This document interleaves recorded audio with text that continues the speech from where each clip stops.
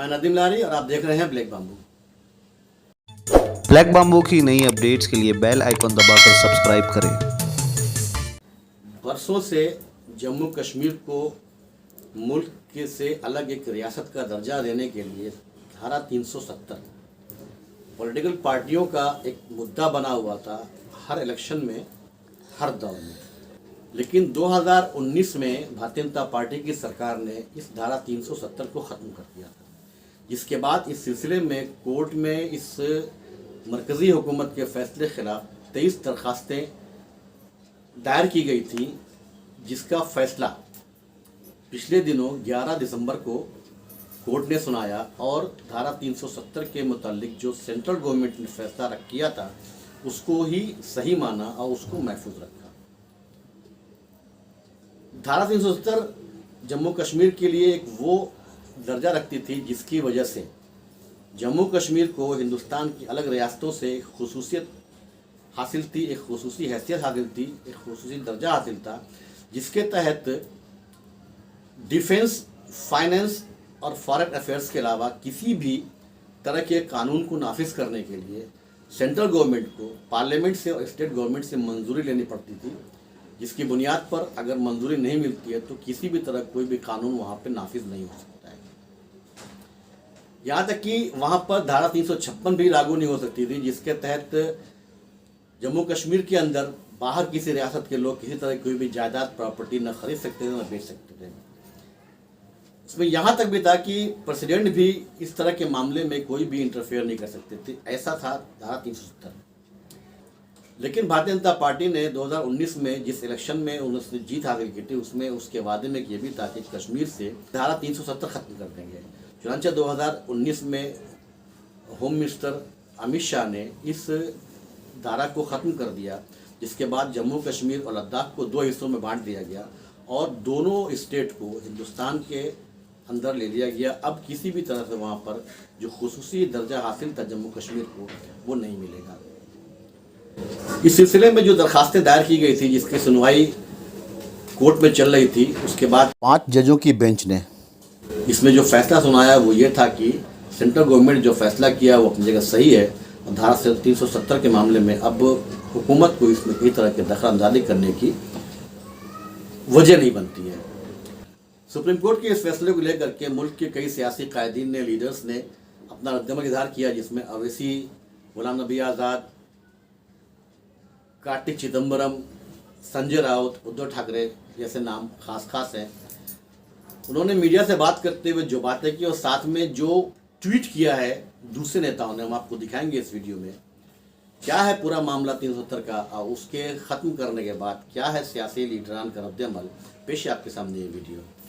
ऐसे तमाम अपडेट्स के लिए हमारे channel black bamboo media subscribe करें, वीडियो को लाइक और शेयर करें। नहीं, आज जो फैसला आया हम उससे मुतमईन नहीं है और तो मेरे नज़र में 370 को जो एब्रोगेट किया गया है ये वायलेशन है कॉन्स्टिट्यूशनल मोरालिटी का, और जो एब्रोगेशन, बाइफर्केशन और डाउनग्रेडिंग हुआ है एक स्टेट के यूनियन टेरिटरी का, ये तो बहुत बड़ा धोखा हुआ है जो हमने कश्मीर के आवाम को वादा किया था।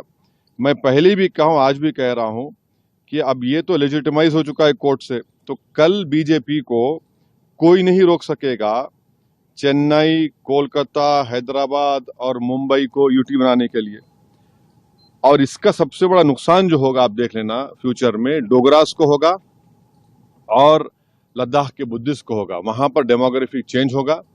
अभी से आप देख रहे हैं कि जम्मू में जितने राइस मिलें थी वो डोगरा के लोग हाथ से निकल गई, और लद्दाख में आप देखेंगे बहुत बड़े पैमाने पर बुद्धिस्ट लोग नाराज होंगे और वहां पर डेमोग्राफिक चेंज होगा। देखिए, मैं सुप्रीम कोर्ट के फैसले का स्वागत करता हूं। मेरी पार्टी शिवसेना 370 कलम जो है जम्मू कश्मीर में,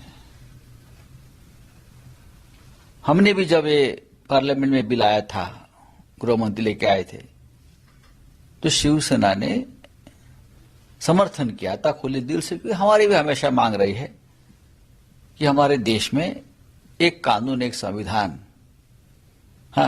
एक ही तिरंगा, सब कुछ एक है, ये देश एक है, तो किसी और स्टेट के लिए स्पेशल इस प्रकार से स्टेटस देने की जरूरत नहीं है।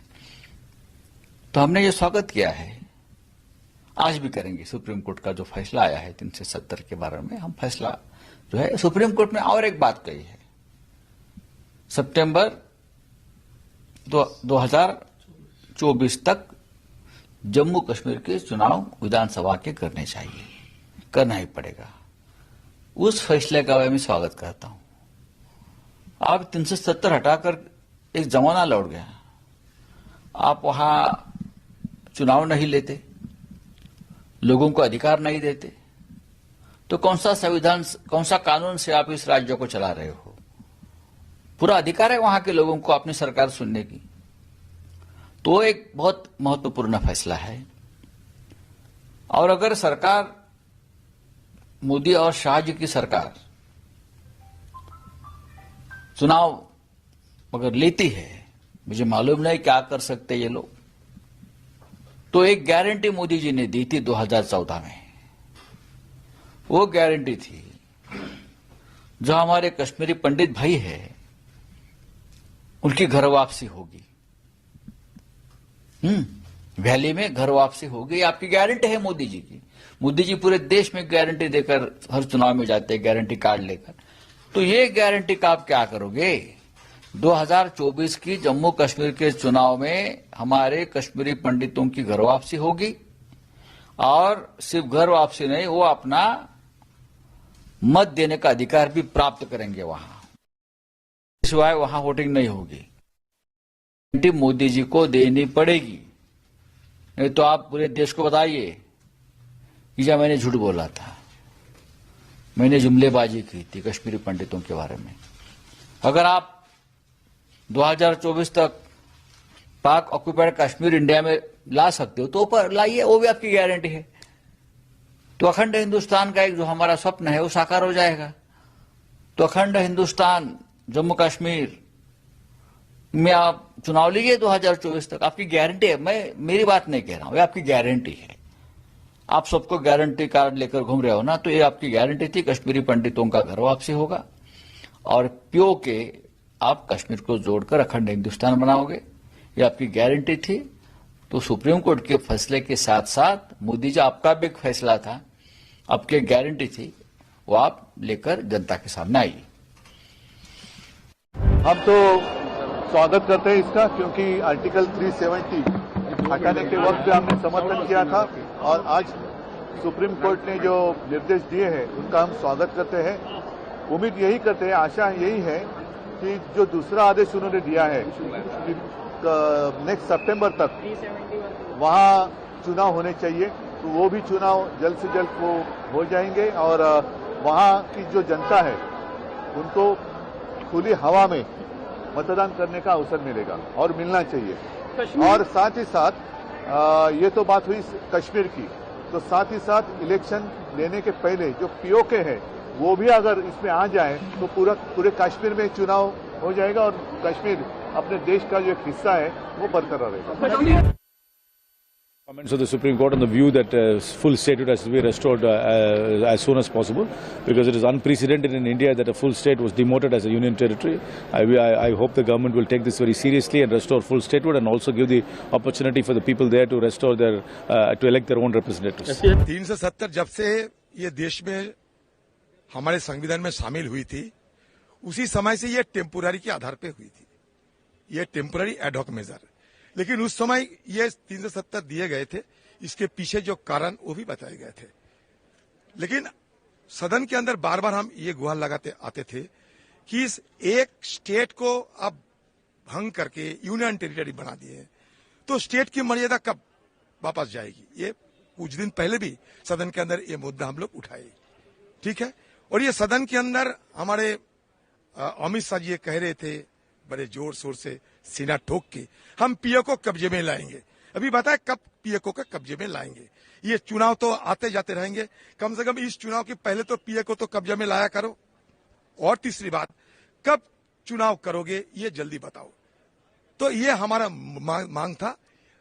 तीसरी बात, हम ये कहते थे उस समय 370 हटाओ, लेकिन कश्मीर के आम लोगों के ऊपर जुल्म, सितम और हिरासत में इनको रखते हुए यूएपीओ को मतलब दुरुपयोग करते हुए कश्मीरी आम लोगों के ऊपर अत्याचार नहीं होना चाहिए, चाहे जो भी हो।